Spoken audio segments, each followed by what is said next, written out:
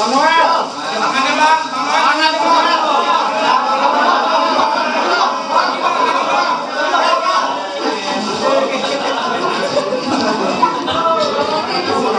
terima kasih teman-teman media. Kita akan kembali terkait dengan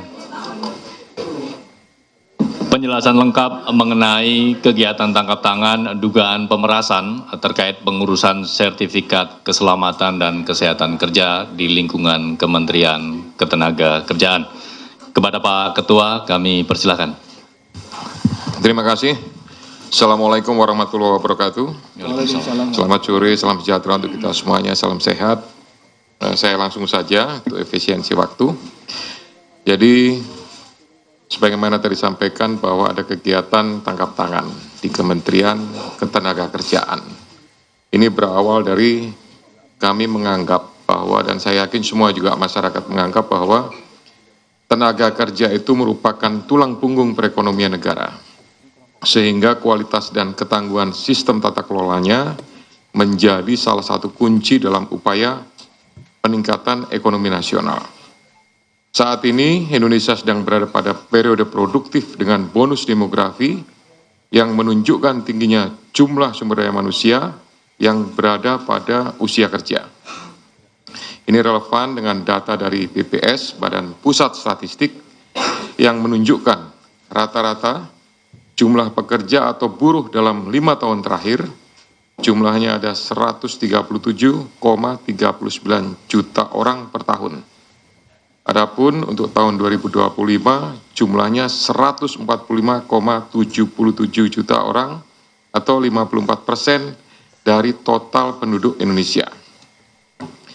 Dari populasi tersebut, tenaga kerja atau buruh pada bidang dan spesifikasi pekerjaan tertentu itu diwajibkan memiliki sertifikasi K3, keselamatan dan kesehatan kerja, dalam rangka menciptakan lingkungan kerja yang aman, sehat, dan nyaman sehingga meningkatkan produktivitas para pekerja. Adapun pengukuran dan pengendalian lingkungan kerja harus dilakukan oleh personil K3 bidang lingkungan kerja yang memiliki sertifikasi, kompetensi, dan lisensi K3.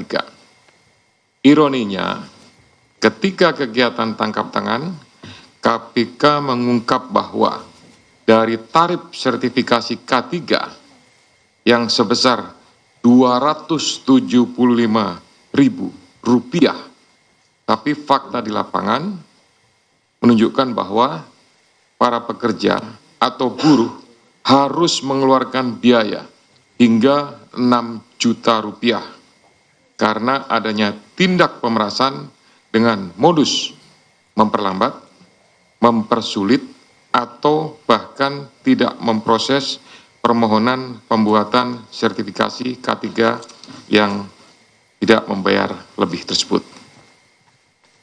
Biaya sebesar 6 juta ini 2 kali lipat dari rata-rata pendapatan atau upah atau UMR yang diterima para pekerja dan para buruh tersebut. Oleh karena itu, penanganan perkara ini sekaligus sebagai pemantik untuk upaya pencegahan korupsi pada sektor ketenagakerjaan yang lebih serius ke depannya, agar pelayanan publik dapat terselenggara dengan mudah, cepat, dan murah, sehingga tidak merugikan masyarakat sebagai pekerja atau buruh sekaligus mendukung peningkatan ekonomi nasional. Saya lanjutkan dengan penjelasan tentang kegiatan tindakan penyelidikan atau tangkap tangan yang sudah dilakukan oleh Kedeputian Penindakan. Yang pertama, bahwa kegiatan tangkap tangan ini bermula dari laporan pengaduan masyarakat yang diterima KPK.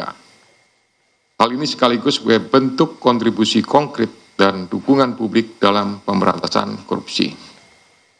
Dari informasi yang dihimpun tersebut, pada hari Rabu dan Kamis, tanggal 20 dan 21 Agustus, tim KPK kemudian bergerak secara paralel di beberapa lokasi di wilayah Jakarta dan mengamankan sejumlah 14 orang, yaitu Saudara IBM, selaku Koordinator Bidang Kelembagaan dan Personil K3 tahun 2022 sampai dengan 2025.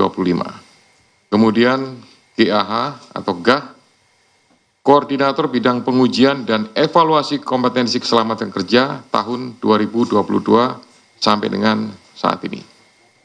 SB, Subkoordinator Keselamatan Kerja, Direktorat Bina K3 tahun 2020 sampai dengan 2025.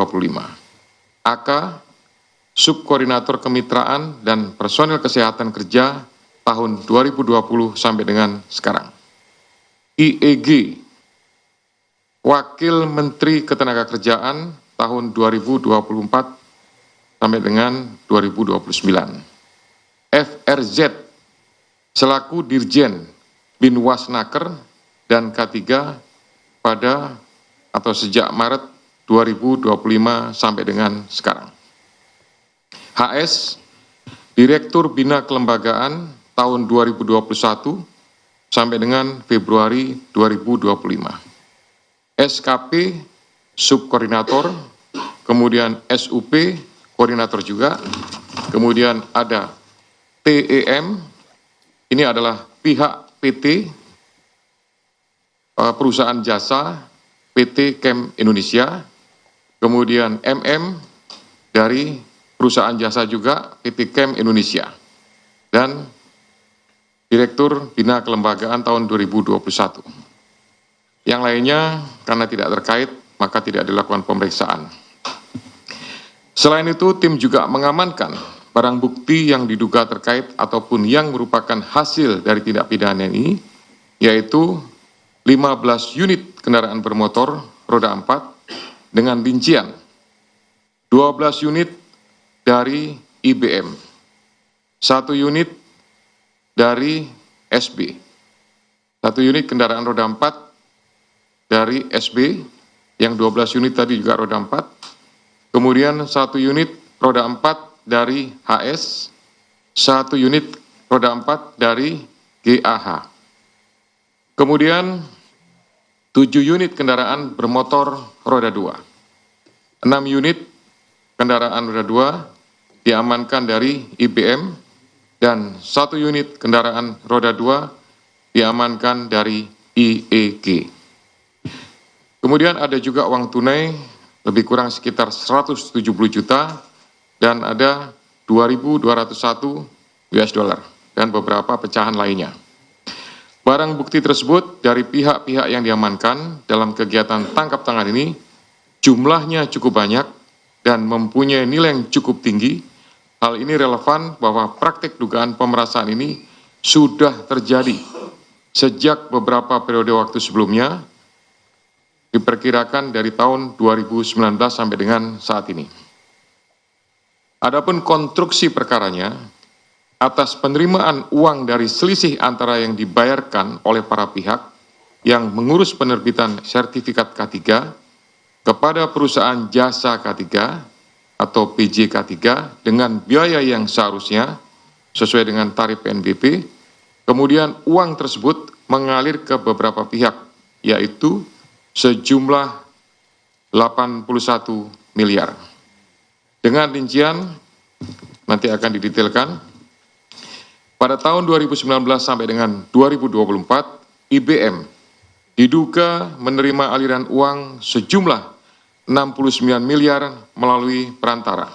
Uang tersebut selanjutnya digunakan untuk belanja, hiburan, DP rumah, setoran tunai kepada GAH, HS, dan beberapa pihak lainnya, serta digunakan untuk pembelian sejumlah aset seperti beberapa unit kendaraan roda 4 hingga penyertaan modal pada 3 perusahaan yang terafiliasi PJ K3.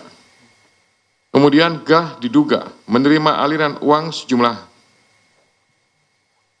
3 miliar dalam kurun waktu 2020 sampai dengan 2025 yang berasal dari sejumlah transaksi, diantaranya setoran tunai mencapai 2,73 miliar, transfer dari IBM sebesar 317 juta, dan 2 perusahaan di bidang PJ K3 dengan total 31,6 juta, Uang tersebut digunakan untuk keperluan pribadi, dibelikan aset dalam bentuk pembelian 1 unit kendaraan roda 4, sekitar 500 juta, dan transfer kepada pihak lainnya senilai 2,53 miliar. Kemudian SP diduga menerima aliran dana sejumlah 3,5 miliar pada kurun waktu 2020 sampai dengan 2025 yang diterimanya dari sekitar 80 perusahaan di bidang PJK3. Uang tersebut digunakan untuk keperluan pribadi, diantaranya transfer ke pihak lain, belanja, hingga melakukan penarikan tunai sebesar 291 juta. Kemudian AK diduga menerima aliran dana sejumlah 5,5 miliar pada kurun waktu 2021 sampai dengan 2024 dari pihak perantara. Kemudian sejumlah uang tersebut mengalir kepada pihak penyelenggara negara, yaitu IEG, sebesar 3 miliar pada bulan Desember 2024. Kemudian